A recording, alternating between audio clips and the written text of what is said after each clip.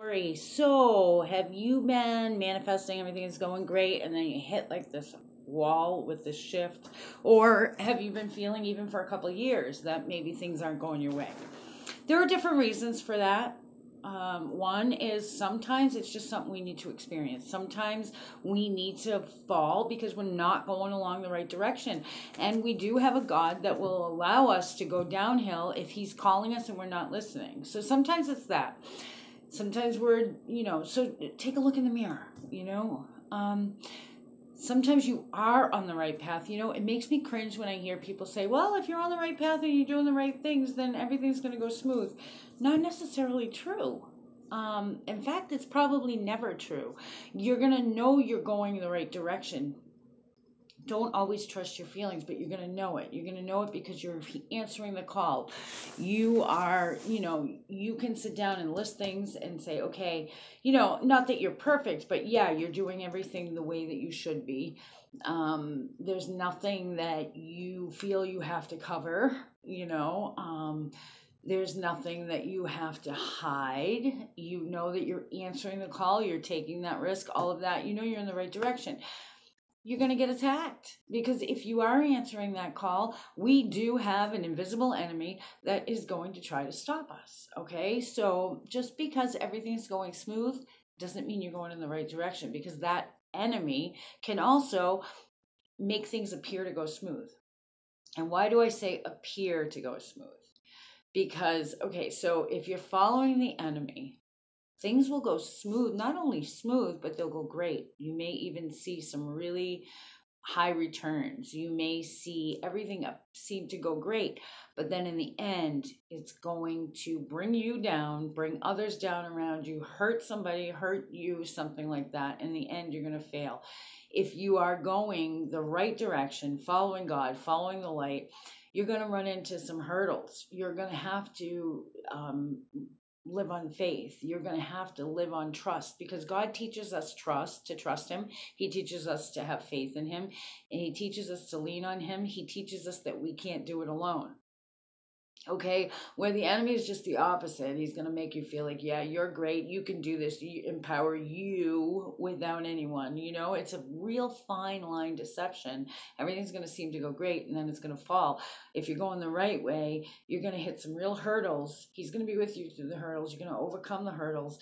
But then in the end, it pays off. You're on the right track, all the way through to eternity. So don't be fooled by appearances. And when I say the illusion of this world, what do I mean? Well, that's what I mean.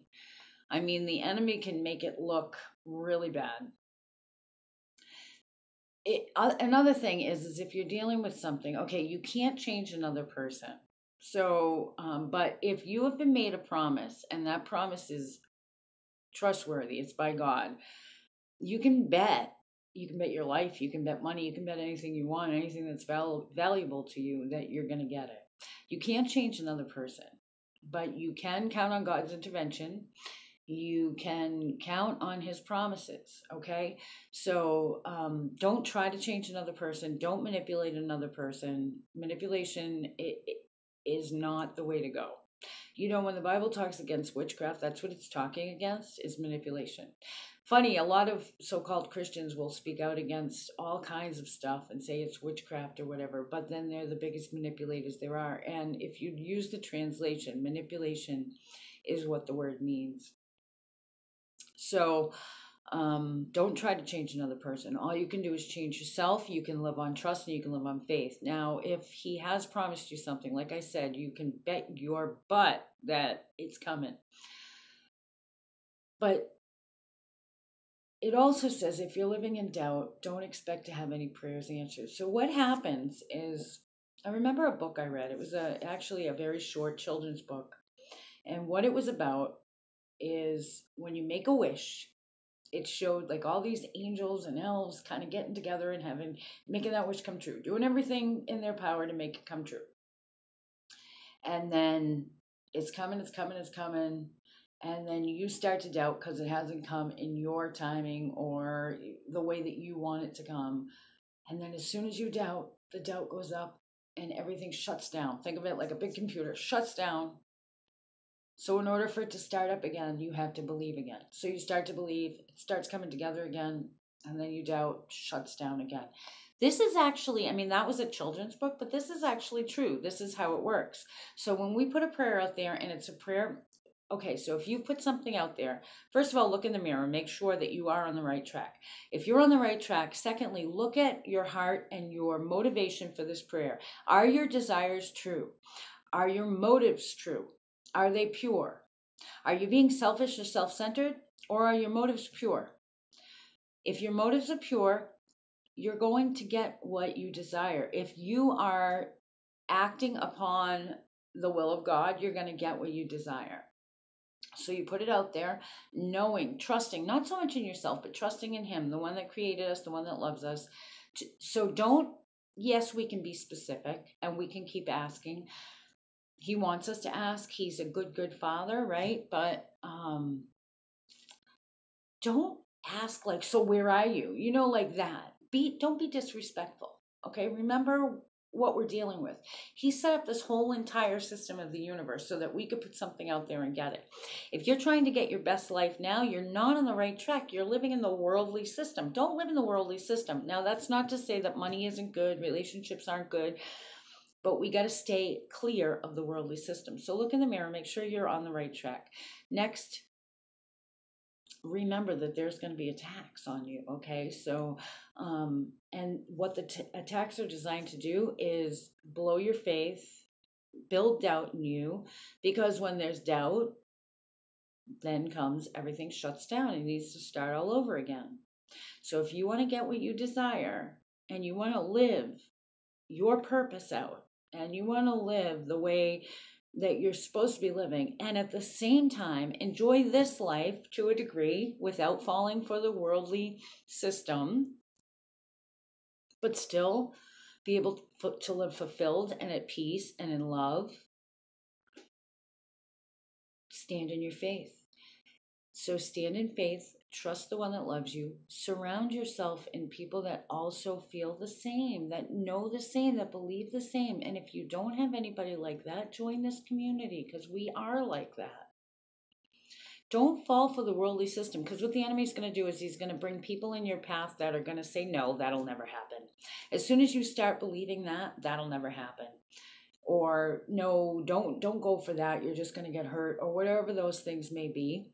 Those people may not know it, but they're working out the enemy's plan, and they're probably not doing it on purpose. They're probably doing it out of love. But he's going to send people like that. He's going to send situations that appear to be like that. So when I say you're looking at an illusion, the worldly system is an illusion. We can override that because we have an in with the one who created it. So we, by ourselves, cannot fight evil. We by ourselves cannot fight this illusion and change it. But if we are aligned with God, we can. He gave us the authority. So we override it, right? So this is just an illusion. It's an illusion sent by the enemy. Don't believe your circumstances. And what I mean by that is don't believe the negative ones that are making you doubt, making you fear, making you say, forget about it. Making you say, oh, I don't believe, making you angry, saying, why would a God like that do this? That's all sent from the enemy. Making you think you're not good enough for that, you don't deserve it. You know, what you did back then, well, you don't deserve anything now. That's all attacks from the enemy. And it can come through people, it can come through circumstances, it can come through all different ways. You know, the closer you get to God, the harder you're going to get hit. You know what the difference is between somebody, and I know some people choose to be homeless. They're not going to, I'm not going to listen to the man or whatever, or through their own actions have fallen that far. The further you fall in this worldly system, the harder it is to get up. And a lot of people that have never gone through that don't understand that. I understand it. I get it. I totally get it. It's not always the person's quote unquote fault. Okay. And it works the same way spiritually. The further you fall, the harder it is to get up. But you know what the difference is between the person that fell and doesn't want to be fallen, but the person that fell and gets up right away? or the person who doesn't fall completely, and the person who falls completely and can't get out? People. God did not design us to be alone. If you have people in your life that love you, thank God if you have a family, okay? Even if they drive you absolutely crazy. If they love you, and if say you're out on the street, they're going to say, come live with me, be grateful, okay? Because as long as you don't have anybody to help you out, right now my car is broken down. I don't have anybody to help me with that. Nobody. If I don't go to work, I don't go to work. I am very grateful for a good friend of mine who's letting me have a place to live, because last time this happened, I had nobody. I slept in my car.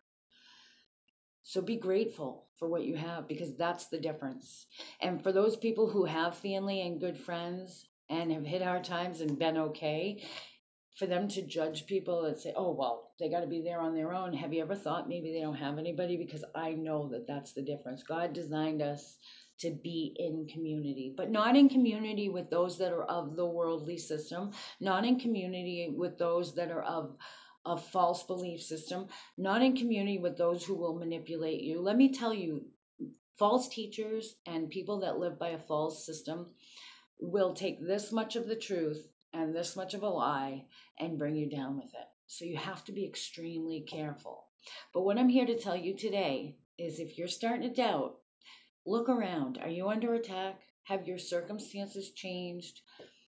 Like I said, look in the mirror first. Is it you? If you come to the conclusion that it's not you, and I don't mean you're perfect, because none of us are perfect, but if you are following the principles of the Lord, if you are doing things right, if you're not hurting anybody, if you're not manipulating anybody, and you're not going down that wrong path, and okay, then you're under attack, most likely. You are on the right path and under attack. So has something happened that's like, is there doubt in your head? Are you being hit hard in the physical realm? Is somebody being pulled away from you? If that's the case, don't fall for the urge to start to doubt. Don't fall for that. Don't start believing that. Think of a positive phrase that you know to be truth, whatever that may be. You have to believe it. First of all, it has to be truth. Second of all, you have to believe it. It has to resonate with you. Make it something that is very easy to remember. And when those doubts start coming in, speak it out loud. When negative attacks hit you, when your car breaks down, when your bank account goes negative for no fault of your own, when people start to, come bring about those soul wounds because they're mean to you, or they're not giving you a chance, or somebody is abusive to you, don't fall for the doubt and fear. Speak out that word. Speak it out. What it's gonna do is it's gonna stop the thought. It's gonna interrupt the thought for just that split second, so that it can get you back on track. Stand in gratitude, forgiveness, faith, and belief. You're gonna get hardest just before it comes. Don't give up, okay? All right, I'll talk to you guys soon. And just so you know, remember I said that I was doing the advertising, and the physical mailing is going out June 15th. I think today is June 5th, so you get 10 more days.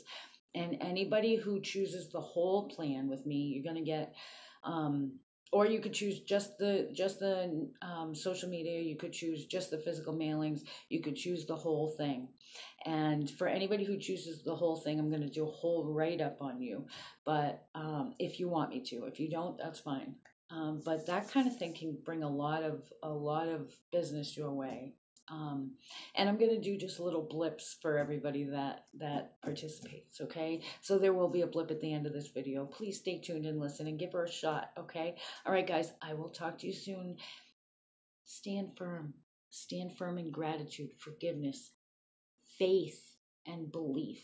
Believe. Don't give up. All right, you guys, I will talk to you in the next video. Meet my friend, Julie Jasys. She's a realtor in New Hampshire for Verani Real Estate. If you're looking to buy or sell and you need a realtor that'll work really hard for you, give you 100%, and be honest and have integrity, Julie's your lady. Give her a call today. You won't regret it.